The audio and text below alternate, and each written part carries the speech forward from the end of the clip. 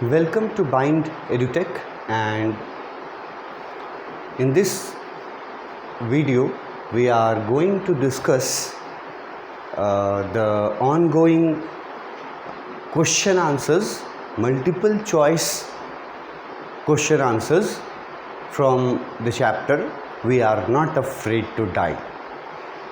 हमने last video में question number 10 discuss किया था। ये क्वेश्चन जो आपको स्क्रीन पे नज़र आ रहा है, और फिर इसका आंसर हमने दिखाया था आपको कि टेक्स्ट बुक में एकदम क्लियर इसका आंसर था कि जब पंप ब्लॉक हो गए तो नरेटर ने फिर क्या किया। What happened after the hand pump started to block up with the debris floating around the cabins? अब अगर किसी स्टूडेंट को ये डेब्रिस वर्ड नहीं समझ में आता है तो ये टेक्स्ट बुक का वर्ड है। अगर आप टेक्स्ट बुक से पढ़े हैं वर्ड बाय वर्ड तो डेब्रिस तो आना चाहिए आपको। नहीं आता है तो फिर देखिए वीडियोस, पढ़िए, उसमें डेब्रिस का मतलब बताया गया है। तो जब हैंडपम्प्स चोक्ड कर गए तब क्या हुआ, उस समय उसके बाद क्या हुआ ये पूछा गया। तो ऑप्शंस दिए गए थे। ऑथर ने एक इलेक्ट्रिक पंप कनेक्ट किया। दूसरा था कि बकेट के हेल्प से वो लोग पानी बाहर फेंक रहे थे जहाज़ से। तीसरा है कि हैंड पंप जो चोक कर गया था उसको रिपेयर किया गया। और चौथा है the author found another hand pump, कि ऑथर को और दूसरे हैंड पंप्स मिल गए जिससे काम चला। तो हमने टेक्स्ट बुक में जा कर के देखा कि हमने इस चैप्टर में पढ़ा है कि ऑथर जाता ज़रूर है डेक पे। जब हैंड पंप्स चोक्ड हो जाते हैं तो ऑथर डेक पे जाता है, क्योंकि वहाँ पर 2 स्पेयर हैंड पंप्स रखे थे उसने। वो पैराग्राफ मैंने आपको दिखाया है। मगर वो hand pumps, spare hand pumps, extra hand pumps और उसके साथ बहुत सारी चीज़ें जो वहाँ रखी हुई थी, वो सब चीज़ें मिसिंग थी मतलब कि पानी में वो सारी चीज़ें बह चुकी थी। तब इसको याद आया कि चार्ट रूम में एक इलेक्ट्रिक मशीन है। चार्ट रूम में क्वेश्चन उसके बारे में भी बोल सकता है कि इलेक्ट्रिक मशीन कहाँ याद आया उसको, कहाँ था, चार्ट रूम में। क्या वो इलेक्ट्रिक मशीन काम किया? हाँ, वो इलेक्ट्रिक मशीन काम किया। ये इन लोगों के लिए राहत की बात थी। तो इसके लिए आंसर ए हम लोग चुने हैं। बाकी जो ऑप्शंस हैं वो ऑप्शंस कहीं से मैच नहीं करते इस स्टोरी के साथ, तो हमने आंसर ए चुना कि the author connected an electric pump. पानी बाहर निकालने के लिए एक इलेक्ट्रिक पंप उसने कनेक्ट किया। एक इलेक्ट्रिक पंप जो पहले से था वो शॉर्ट सर्किट से ख़राब हो गया था, तो चार्ट रूम में रखा हुआ इलेक्ट्रिक पंप इसने यूज़ किया और वो बहुत थैंकफुल था कि वो काम करने लगा, वो काम किया। तो ये मतलब मैं आपको दिखा रहा हूँ, पढ़ा रहा हूँ, और टेक्स्ट बुक में जाके मैं दिखा रहा हूँ कि हर क्वेश्चन का आंसर टेक्स्ट बुक में एकदम साफ साफ लिखा हुआ है।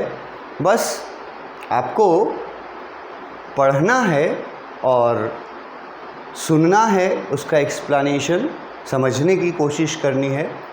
और जहाँ मैं बहुत इम्पॉर्टेंट बोलता हूँ उन चीज़ों को अगर आप नोट भी कर लें नोटबुक में तो बहुत अच्छा रहेगा, आपके काम आएगा। क्वेश्चन नंबर 11 पे चलते हैं। ठीक है, ये सब आसान क्वेश्चन के कैटेगरीज में हैं। जो लोग पढ़े हुए रहेंगे, किस मतलब हल थोड़ा बहुत भी पढ़े रहेंगे इस चैप्टर के बारे में, तो ये क्वेश्चन वो दे देंगे। जो बिल्कुल नहीं पढ़े रहेंगे वो गैप उनका फिर किसी से हेल्प लेना होगा उसको। पूछा है कि बेटा और बेटी का उम्र कितना था। What was the age of Suzanne and Jonathan? Suzanne and Jonathan। तो यहाँ तो ये ध्यान रखो कि पहले सुज़ैन फिर जोनाथन। ठीक है, तो जो लिखा गया है ऑप्शंस उसमें फर्स्ट वाला सुज़ैन, दूसरा वाला जोनाथन। ऑप्शन ए है कि सुज़ैन 8 साल की थी, जोनाथन 9 साल का था। ऑप्शन बी है सुज़ैन 7 साल की थी और जोनाथन 6 साल का था। ऑप्शन सी है सुज़ैन 10 साल की थी, जोनाथन 7 साल का था। और ऑप्शन डी है कि सुज़ैन 4 साल की थी और जोनाथन 6 साल का था। तो ये सबसे इजी क्वेश्चंस में से एक है। अगर थोड़ा सा भी पढ़ेगा कोई इस चैप्टर के बारे में तो इसका आंसर मतलब सारे ऑप्शंस देखने की ज़रूरत भी नहीं पड़ेगा, उसका आंसर वो यहाँ से चुन लेगा तुरंत। 7 and 6 years ये उनका उम्र था, सुज़ैन और उसके भाई का। सुज़ैन 7 साल, भाई 1 साल छोटा। ये आसान आंसर है कैटेगरी में, मतलब हल्का फुल्का स्टडी भी किया है तो लिख लेगा, याद आ जाएगा उसको। उसके बाद यहाँ पर इसी क्वेश्चन में अगर एक ट्विस्ट कर दिया जाए, मान लो जोनाथन इधर सुज़ैन उधर,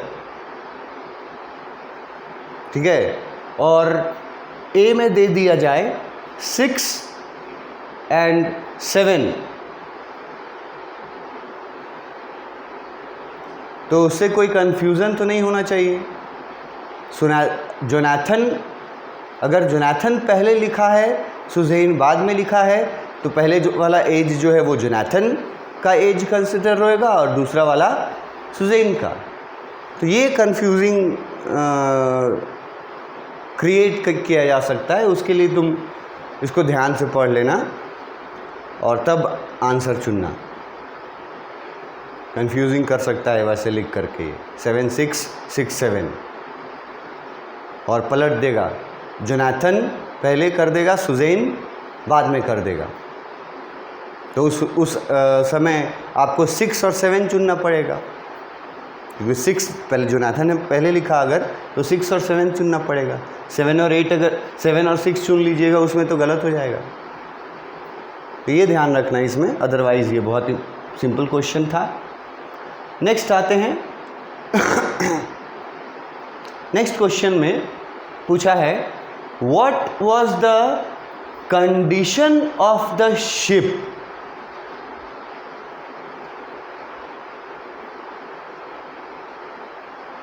कब का कंडीशन पूछ रहा है, पहले तो ये समझे। निश्चित रूप से ये पूछ रहा है तब का कंडीशन जब शिप, इनका वेव वॉकर शिप तूफान से टकराया था। समुद्री तूफान, पानी की लहरें, 40 मीटर ऊंची पानी की लहरें, 30 से 40 मीटर ऊंची। इनके मेन मास्ट से लहरें डबल थीं। ये भी लिखा हुआ है टेक्स्ट बुक में, क्वेश्चंस हो सकता है वहाँ से भी। तो इसमें पूछा है कि कंडीशन क्या था टकराने के बाद। अब ऑप्शंस देखो आप। पहला ऑप्शन है broken timbers, starboard side bulged inwards, clothes, crockery, charts, tins and toys sloshed. दूसरा ऑप्शन है, अब ये यहाँ पे जो वर्ड यूज़ किया है ना, ये बल्ज्ड इनवर्ड्स, ये स्टारबोर्ड साइड, ये सब वर्ड्स मैं बता चुका हूँ लेक्चर्स में, इसलिए यहाँ इनका मैं मीनिंग नहीं बताऊँगा। यहाँ आपको याद रखना पड़ेगा, या तो नहीं याद है तो पढ़िए दोबारा और याद कीजिए कि कंडीशन में कहाँ पे क्या लिखा गया है। तो ये बल्ज इनवर्ड्स भी मैंने बताया है, क्लोथ्स तो समझते हो, क्रॉकरी, और ये स्लॉस्ट वर्ड जो आया है ना, ये भी मैंने बताया है, ये भी टेक्स्ट बुक वाला वर्ड है। दूसरा ऑप्शन है their personal belongings were missing, कि तूफ़ान का सामना करने के बाद उनका जो पर्सनल बिलोंगिंग्स था, मतलब ज़रूरत की चीज़ें, वो सब मिसिंग थी। तीसरा है water filled in every room and their clothes were missing, कि हर केबिन में, जहाज़ के हर रूम यहाँ लिख दिया, केबिन वर्ड वहाँ लिखता है कि केबिन में हर रूम में पानी भरा हुआ था और इनके क्लोथ्स जो थे वो मिसिंग। और लास्ट ऑप्शन है कैनॉट से। अब ये क्वेश्चन भी बहुत इंटरेस्टिंग क्वेश्चन है, ये भी डेप्थ से पढ़ाई करने वालों के लिए आसान होगा चुनना। जो वर्ड्स मैं बताता हूँ टेक्स्ट बुक पढ़ाते वक्त, अब बोर्ड का क्या हालत था, बोर्ड का मैं आपको टेक्स्ट बुक में दिखाता हूँ कि वहाँ पे क्या हालत था। आप देखिए कि वो ऑप्शन यहाँ है कि नहीं है। ये है हमारा टेक्स्ट बुक। अब बोर्ड का सामना जब हुआ तो क्या हालत हुआ था टकराने के बाद बोर्ड का, ये आपको पूछ रहा है। ठीक है, ये आपको मैं दिखाता हूँ किस पेज में ये होना चाहिए।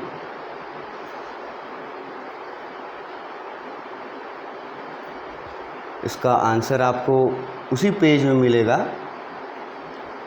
वो टेक्स्ट बुक का पेज जो हम लोग पढ़ चुके हैं अपने लेक्चर्स में। ठीक है, यहाँ देखो, यहाँ नहीं है, यहाँ नहीं है, यहाँ नहीं है, यहाँ नहीं है, यहाँ नहीं है, फिर यहाँ नहीं है। एक जगह पूरा वो सेंटेंस दिया है शिप का हालत जिसमें बताया गया था, यहाँ देखो मिल गया।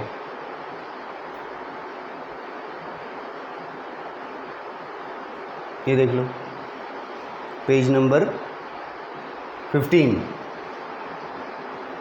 ठीक है, यहाँ पे देखो broken timbers hung at crazy angles, starboard side bulge inwards, clothes, crockery, charts, tins and toys sloshed about in deep water। ये कंडीशन यहाँ पे बहुत क्लियरली बताया गया है ब्रोकन टिम्बर्स से। तो अब टेक्स्ट बुक के थ्रू लाइन बाय लाइन जो पढ़े होंगे, रिवाइज किए होंगे, उनको ना क्या याद आएगा, ये वर्ड आएगा याद। क्योंकि ब्रोकन टिम्बर्स जब मैं पढ़ा रहा था तो मैंने बताया था टिम्बर्स का मतलब होता है क्या, और फिर स्लॉस्ट का मतलब भी वहाँ मैंने बताया था। तो देखो आंसर यहाँ से है इसका, broken timbers hole starboard side, bulge inwards, toys, crockery वगैरह वगैरह सारे जो थे वो डीप वाटर में डूब गए थे, तैर रहे थे समझो, वो मैंने बताया था आपको। यहाँ से है इसका आंसर। तो आप अपने क्वेश्चन में अगर आइएगा वापस तो आपको ये देखो लिखा हुआ पूरा मिला ना। फर्स्ट जो हमारा ऑप्शन था, ये ऑप्शन एग्जैक्ट मैंने आपको दिखाया कि टेक्स्ट बुक में लिखा हुआ ब्रोकन टिम्बर्स और बल्ज्ड इनवर्ड्स और स्लॉस्ट वर्ड, ये वर्ड ये कंफ्यूजिंग क्यों है? क्योंकि देखो ये सब बातें जो लिखी है ना, दोनों बातें सही लगेंगी। पर्सनल बिलोंगिंग्स वर मिसिंग, ये भी सही है, ठीक है। और हर रूम में वाटर भर गया था, ये भी तो सही लगेगा आपको, ये भी तो सच है। मगर आंसर टेक्स्ट बुक के अनुसार जहाँ पे डिस्क्राइब किया गया ये broken timbers, starboard side, bulge inwards, तो अब अगर स्टूडेंट इसको पढ़ा हुआ रहेगा चैप्टर में, यहाँ लाइन बाय लाइन जब लेक्चर हम बताते हैं तो यहाँ से उसको ये चीज़ याद आएगा कि ये हालात बताए गए थे एक जगह पैराग्राफ में। ब्रोकन टिम्बर्स से लेकर के क्रॉकरी, क्लोथ्स और ये सब स्लॉस्ट वर्ड भी आया। तो जो याद रखेगा उसको रिवाइज करेगा ना, वो ये आंसर में उसको दिक्कत नहीं होगा। लेकिन हालांकि है कन्फ्यूजिंग, बट जो टेक्स्ट बुक के वर्ड्स है ना, वो इतना एग्जैक्ट दिया हुआ है जिस ऑप्शन में, उसी ऑप्शन को हम लोग चुन सकते हैं, वही हमारा बेस्ट ऑप्शन होगा ना, सही ऑप्शन होगा। ये भी बात सच है कि उनके पर्सनल बिलोंगिंग्स जो थे वो मिसिंग थे, ये भी बात सच है कि पानी पूरा भर गया था। लेकिन आंसर ये दोनों नहीं है, आंसर है ये जिसमें पूरा डिस्क्राइब किया गया था टेक्स्ट बुक में, मैंने आपको दिखाया पेज नंबर 15 में। ये पढ़ने का फ़ायदा, टेक्स्ट बुक आपको पढ़ना है, ठीक है। और सिर्फ एक्सप्लेनेशंस, मीनिंग्स, कोई टर्म का या कोई सेंटेंस का कोई अगर अलग अर्थ निकल रहा है तो वो सब जो मैं बताता हूँ लेक्चर्स में, अगर आप वो टेक्स्ट बुक भी पढ़िएगा और लेक्चर्स देखिएगा, सुनिएगा, तो आपको ये याद रहेगा, ये स्पेशली ये दो वर्ड ब्रोकन टिम्बर्स और स्लॉस्ट वर्ड। क्यों याद रहेगा? क्योंकि मैंने वर्ड मीनिंग वहाँ बताया था, स्पेशली इन दोनों का। तो रिवाइज करना चैप्टर को टीचर के एक्सप्लेनेशन के बाद खुद रिवाइज करना, ये बहुत ज़रूरी है। सिर्फ एक बार सुन लिए एक्सप्लेनेशन, उससे आप सभी क्वेश्चंस का आंसर दे देंगे, सिर्फ सुन लेने से ये पॉसिबल नहीं, क्योंकि बहुत डेप्थ से कहीं कहीं क्वेश्चन रहता है जो एकदम पार्टिकुलर वो वर्ड्स रहते हैं, जैसे इस क्वेश्चन में था। तो ये इसका सही आंसर हुआ। इससे आगे बढ़ते हैं। Next question, what happened to the author's body when he managed to reach the deck. What happened to the author's body when he managed to reach the deck? Author जो था, जिस समय दुर्घटना हुई उस समय मिसहैपनिंग जो हुआ उस समय ऑथर स्टीयरिंग व्हील पे था, तो वहाँ से फिर वो जब डेक पर जाना चाहा तो ऑथर को फिज़िकल, बॉडी वर्ड यूज़ किया ना, मतलब फिज़िकल क्या क्या तकलीफ़ हुआ।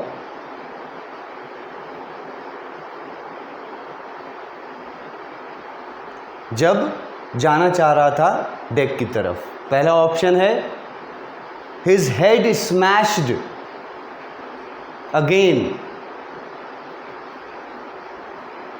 स्मैश्ड मतलब मैंने बताया था, टेक्स्ट बुक का ही वर्ड है कि उसका सिर पहले स्टीयरिंग व्हील से टकराया था। दूसरा ऑप्शन है his left rib cracked, mouth filled with blood and broken teeth. तीसरा ऑप्शन है कि उसका पैर टूट गया था। चौथा ऑप्शन है कि उसका लेफ्ट हैंड टूट गया था। तो चैप्टर पढ़ने वालों के लिए, टेक्स्ट बुक पढ़ने वालों के लिए ये आंसर में बहुत ईज़िली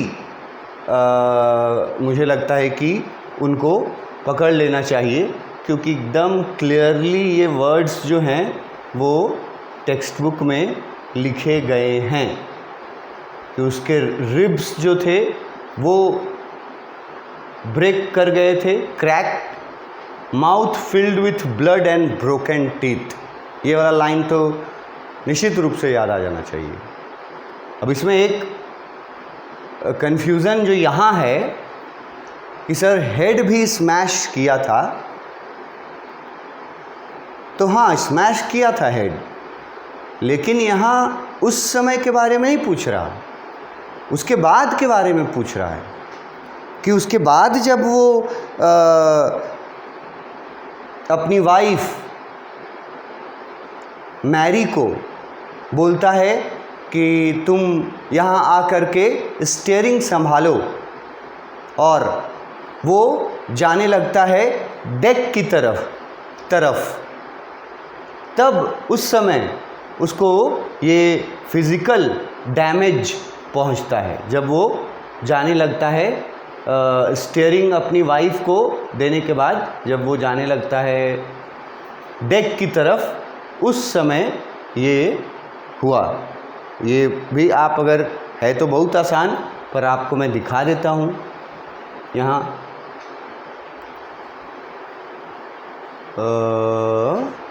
इधर ही होगा।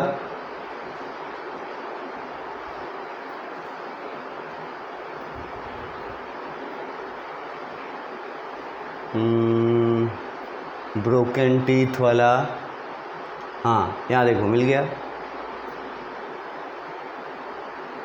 ये देखो, my left rib crack, my mouth filled with blood and broken teeth. तो एकदम क्वेश्चन जो है स्पष्ट रूप से, ऑप्शंस में आंसर भी स्पष्ट रूप से दिया हुआ रहता है। बस आपके ऊपर डिपेंड करता है कि आप कितने मन से या कितनी गहराई से आप पढ़े हैं इस चैप्टर को। तो ये लिखा हुआ था, एकदम क्लियरली लिखा हुआ था कि उसका लेफ़्ट रिब टूट गया था और उसका माउथ, उसके कुछ दांत भी टूट गए थे, and his mouth was full of blood. अब ये ब्रोक लेग ये कभी हुआ ही नहीं, हैंड हुआ ही नहीं। कन्फ्यूज़न यहाँ अगर होगा हेड स्मैश्ड, तो हेड स्मैश्ड के बाद का घटना है ये, जब वो डेक पे जाने लगा रेंगते हुए। लिखा हुआ था half swimming and half crawling, रेंगते हुए जब जा रहा था उस समय उसको ये फिज़िकल डैमेज पहुंचा था। रिब्स लेफ्ट याद रखना इसमें, रिब्स में, और माउथ वाला तो याद रहेगा, broken teeth and filled with blood, ये हुआ था। तो ये भी आपको टेक्स्ट बुक में मैंने दिखाया कि देखो यहाँ पे लिखा हुआ था, और जब मैं यहाँ जब मैं पढ़ा रहा हूँगा तो मैंने ये डिस्कस किया था। यहाँ एक और ये एक अच्छा वर्ड था, अ रैग डॉल, ये भी मैंने बताया था कि जैसे कपड़ा से बना हुआ कोई डॉल होता है ना, खेलने के लिए बच्चों के लिए, है ना, कपड़े से या कपड़े जैसे और चीज़ों से जो बना हुआ डॉल जैसा शेप का जो दिया जाता है उसको रैग डॉल बोलते हैं। तो वो भी यहाँ था लिखा हुआ कि उसको वेव जो आया ना वो उसको ऊपर उछाल दिया, ठीक है, अराउंड द डेक की तरफ, जैसे कि वो कोई रैग डॉल हो। मतलब वेव्स में इतना फोर्स था कि नरेटर को टॉस कर दिया ऊपर डेक की तरफ, और नतीजा क्या हुआ कि उसका लेफ़्ट रिब क्रैक कर गया, उसका माउथ जो था वो ब्लड और ब्रोकन टीथ से भर गया। ये सिर्फ एक कन्फ्यूज़न पैदा कर सकता है, जो मैंने क्लियर किया कि ये उसके बाद का चीज़ है। उसके बाद नेक्स्ट क्वेश्चन पे आते हैं। नेक्स्ट क्वेश्चन हम लोग अगली क्लास में करेंगे। Thank you.